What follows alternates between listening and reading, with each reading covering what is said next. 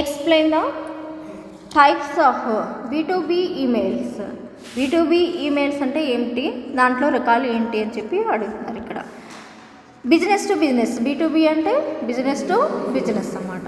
Business email marketing is used by businesses that are typing to facilitate the exchange of information. అయితే ఇక్కడ మనకి దీన్ని ఎందుకు ఉపయోగిస్తారంటే మనకి ఎక్స్చేంజ్ ఆఫ్ ఇన్ఫర్మేషన్ కోసం వీటిని ఉపయోగిస్తూ ఉంటారు అన్నమాట. Products or services between their organization and others, వాళ్ళ ఆర్గనైజేషన్కి ఇతర ఆర్గనైజేషన్కి మధ్యన సర్వీస్ అనేది జరుగుతూ ఉంటుంది B2Bలో, బిజినెస్ టు బిజినెస్ అన్నమాట.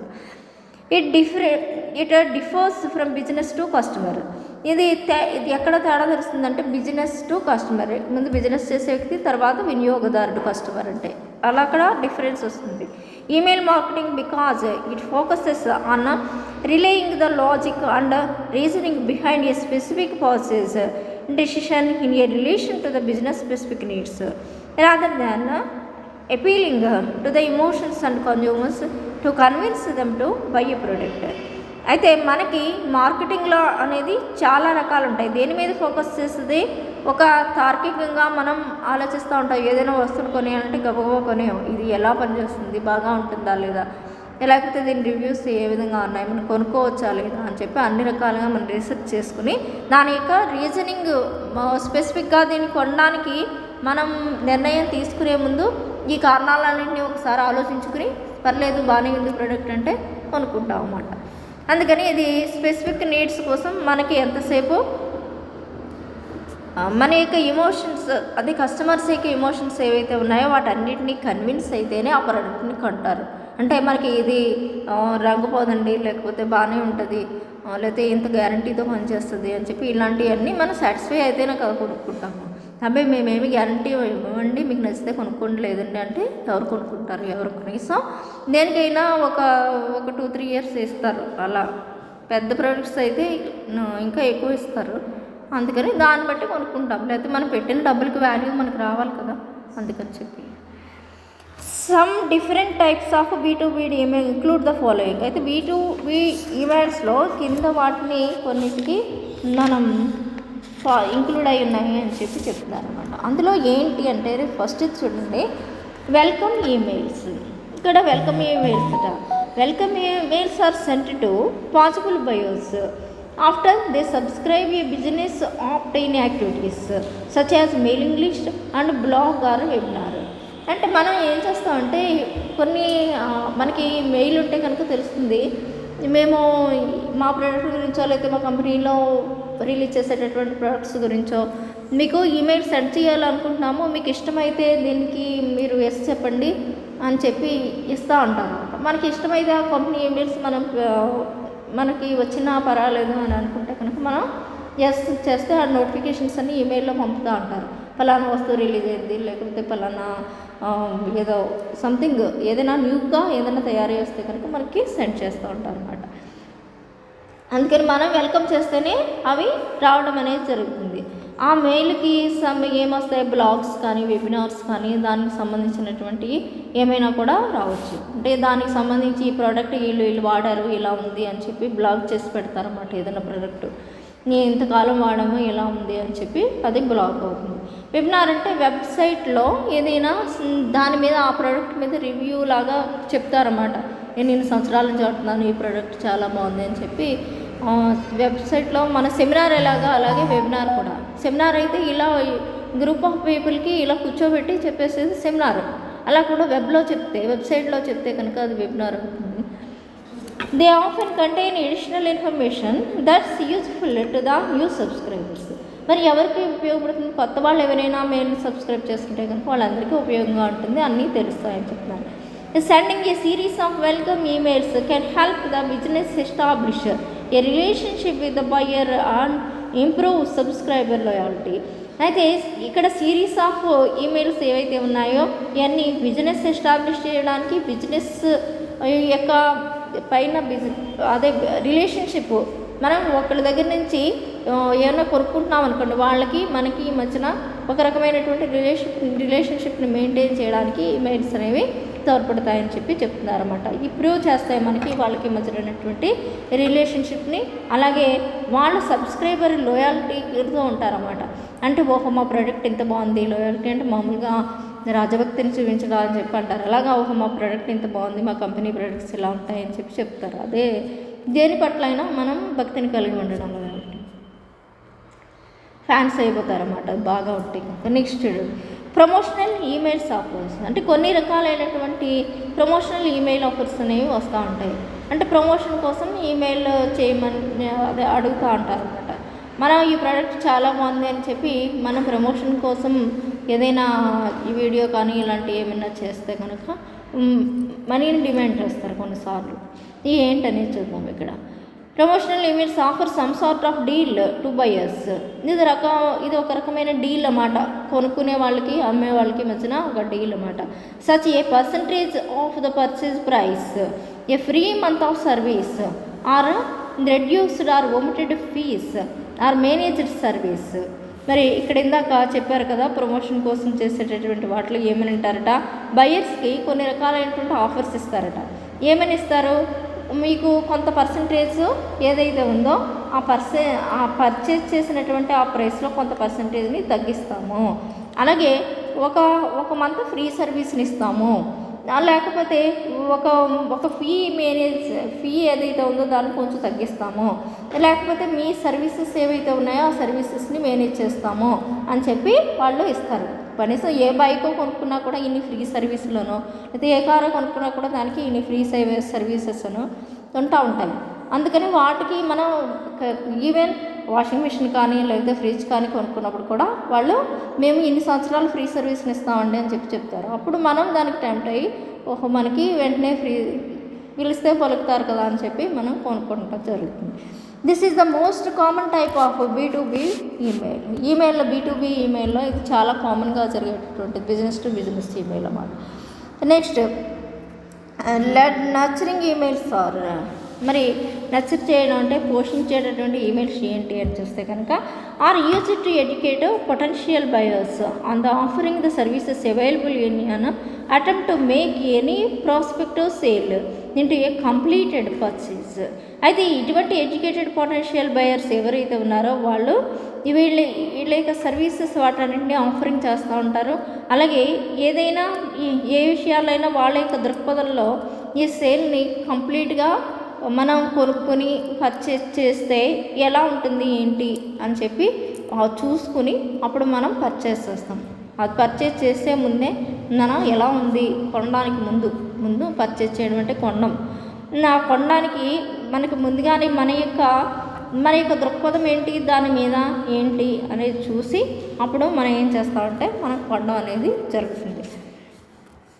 Lead nurturing emails also known as trigger campaigns.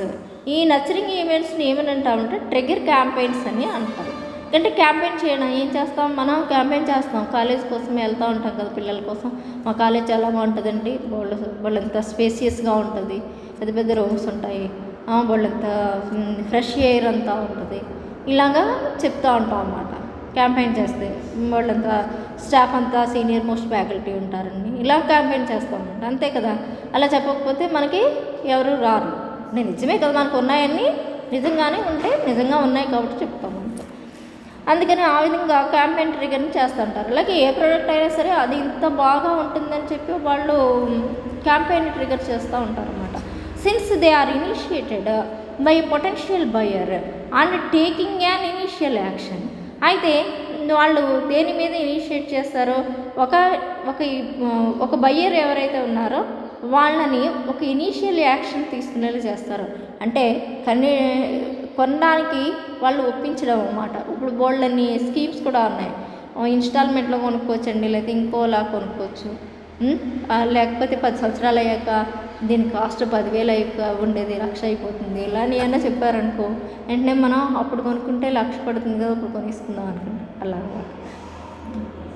such as downloading a free sample of clicking links on a promotional email. Promotional email ఏం చేస్తారంటే ఇక్కడ డౌన్లోడ్ చేసుకుంటారు ఫ్రీ శాంపుల్ కోసం అని చెప్పి. అసలు ఎలా ఉంటుంది ఏంటి అని చెప్పి ఆ లింక్ మీద క్లిక్ చేసి మనం ఆ లింక్లో ఉండేటటువంటి ప్రోడక్ట్ని చూస్తాం. ముందు కొనేసుకుందాం అని కాదు, జస్ట్ అది క్లిక్ చేసి దాన్ని అంతటిని చూసేసిన తర్వాత మనకి కొనేసుకోవాలని అనిపించేసింది అనుకో, అప్పుడు కొనేసుకుంటాం అన్నమాట. అందుకని దాన్ని ప్రమోషనల్ ఈమెయిల్ అని చెప్పి అంటున్నారు. Nurturing emails should be short and focused. అయితే నర్చరింగ్ ఈమెయిల్స్ అన్నీ ఎలా ఉంటాయి అంటే, నర్చర్ చేయడం అంటే పోషించడం, ఎలా ఉంటాయంటే షార్ట్గా ఉంటాయి, సింపుల్గా ఉంటాయి, ఫోకస్ చేసి ఉంటాయి. ఏ విషయాన్ని అయితే చెప్పాలనుకుంటే దాన్ని చెప్తాయి. They should use behavioural data that has been gathered about the led to target the content and the continue engagement with the potential buyer over time.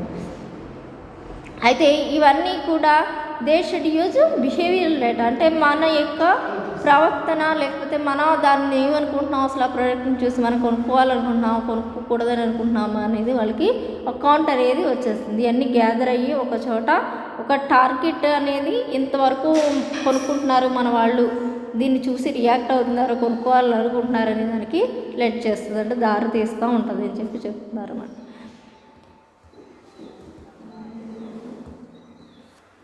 ఎందుకని కంటిన్యూ చేస్తూ ఉంటారు. ఒకసారి ప్రోడక్ట్ బాగుందనుకో, మళ్ళీ అదే సేమ్ కంపెనీ ప్రోడక్ట్ని కొనడం, ఎంగేజ్ అయ్యి ఉండడం, ఇదే బాగుంటుందని దానికి అలవాటు పడి ఉండడం, ఇలా చేస్తూ ఉంటారు అన్నమాట. అది పొటెన్షియల్ బయర్ ఓవర్ టైమ్ అని చెప్పి ఇచ్చారు ఇక్కడ.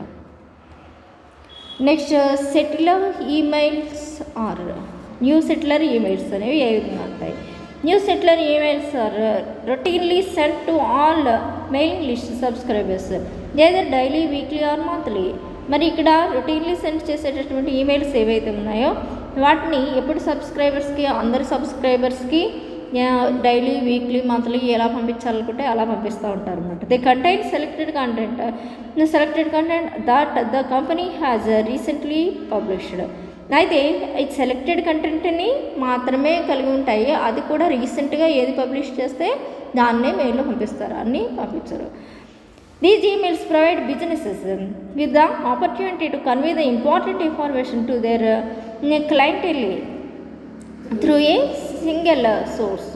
మరి ఈ ఈమెయిల్స్ ద్వారా మనకి ఒక ఇన్ఫర్మేషన్ అంతటిని, ఏదైతే కొత్తగా తయారైన ప్రోడక్ట్ ఉందో లేకపోతే దాని గురించి ఇన్ఫర్మేషన్ని ఒక సింగిల్ ఈమెయిల్లో మనం సింగిల్ సోర్స్ ఆఫ్ ఈమెయిల్ ఏంటి, ఒక దాన్ని ఒక వనరుగా తీసుకుని దాంట్లో పంపించేస్తాం అనేది జరుగుతూ ఉంటుంది.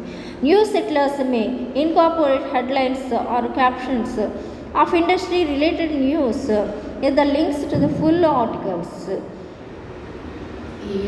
Event invitations and company blog posts and content offers. అయితే న్యూస్ సెటిలర్స్ ఎవరైతే ఉన్నారో వాళ్ళు హెడ్లైన్స్ని కానీ, లేకపోతే క్యాప్షన్స్ కానీ, ఇండస్ట్రీ రిలేటెడ్ న్యూస్ని కానీ, లేకపోతే లింక్స్ అలాంటి ఆర్టికల్స్ని కానీ, వీటన్నిటిని ఈవెంట్ ఇన్విటేషన్స్ కానీ, వీటన్నిటిని కంపెనీ బ్లాగ్స్ కానీ, లేకపోతే పోస్ట్స్ కానీ, కాంటెంట్ ఆఫర్స్ కానీ, వీటన్నిటిని కూడా ఎలా తెలుస్తూ ఉంటాయి, మనం ఈమెయిల్ ద్వారా పంపించవచ్చు న్యూస్ సెటిలర్స్ కూడా. Next okay, onboarding emails. Onboarding emails అంటే ఏంటి? Also known as the post sale emails. వీటిని ఏమని అంటారట? పోస్ట్ సేల్ ఈమెయిల్స్ అని కూడా అంటూ ఉంటారు. Are often use to strengthen the customer loyalty. ఇది కూడా ఎంతసేపు కస్టమర్ యొక్క ప్రోడక్ట్ మీద ఉండేటటువంటి భక్తి లాంటిది అన్నమాట. ఆ ప్రోడక్ట్ అంటే మాకు చాలా ఇష్టం, ఆ కంపెనీ మీ ప్రోడక్ట్ అంటే ఇంకేది బాగోదని చెప్తూ ఉంటారు కదా, అలాంటిదన్నమాట. స్ట్రెంగ్తన్ చేస్తూ ఉంటాయి కస్టమర్కి అలా ఈమెయిల్స్ అని పంపించడం వలన. These emails can be used to familiarize buyers with provided services or educated them on how to use their newly purchased products. మరి ఎందుకు ఉపయోగపడతాయండి ఇది? మనం ఏదైనా కొత్త ప్రోడక్ట్ వచ్చిందనుకోండి, ఆ ప్రోడక్ట్ వచ్చిందని మనం మెయిల్ పంపించగానే మనం అనుకుంటాం, ఓహో ఈ కంపెనీ వాళ్ళు కొత్త ప్రోడక్ట్ని మనకి కనిపెట్టారంట, ఈ ప్రోడక్ట్ యూజ్ చేద్దామా, మనకు ఉపయోగపడద్దా అని చెప్పి ఒకసారి దాన్ని చూసుకుంటూ ఉంటాం అన్నమాట ఆ మెయిల్ ఓపెన్ చేసి. మనకి ఏమవుతుందంటే వాళ్ళ యొక్క సర్వీసు ఏ విధంగా ఉంటుంది, మనం ఏ ప్రోడక్ట్ని రీచ్ చేసామో అనేదాన్ని ఎవరైతే కస్టమర్స్ ఉంటారో వాళ్ళందరికీ ఎడ్యుకేట్ చేస్తారు. మా ప్రోడక్ట్ రిలీజ్ అయిందండి, మా యొక్క ప్రోడక్ట్ ఇలా పనిచేస్తుంది, మరి దీనికి ఇన్ని సంవత్సరాల వారంటీ ఉంది అని చెప్పి మనల్ని ఫెమిలియర్ చేస్తారు ఆ వస్తువు పట్ల.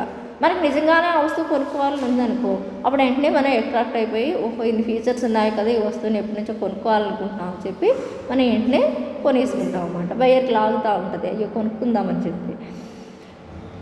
These emails often include advice on how to use and manage the new products or services. ఇంకా ఏం చెప్తాయట, ఈ ప్రోడక్ట్ కొనేసుకున్నాం కదా, దీన్ని ఎలా ఉపయోగించాలి, ఏ విధంగా సర్వీస్ మేనేజ్ చేయాలి, ఏ విధంగా దీన్ని వాడుకోవాలి, దీంట్లో పెట్రోల్ పోయాలా, కిరోసిన్ పోయాలా, ఇలాంటి డౌట్స్ ఏమన్నా ఉంటాయి కదా.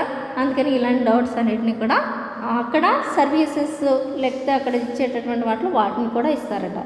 ఇస్తే మనం వెంటనే వాటిని చూసి మనం చదువుకొని మనం దాన్ని వాడుకోవడం జరుగుతుంది. Onboarding emails can help clients simply user adoption when faced with the large scale service deployments.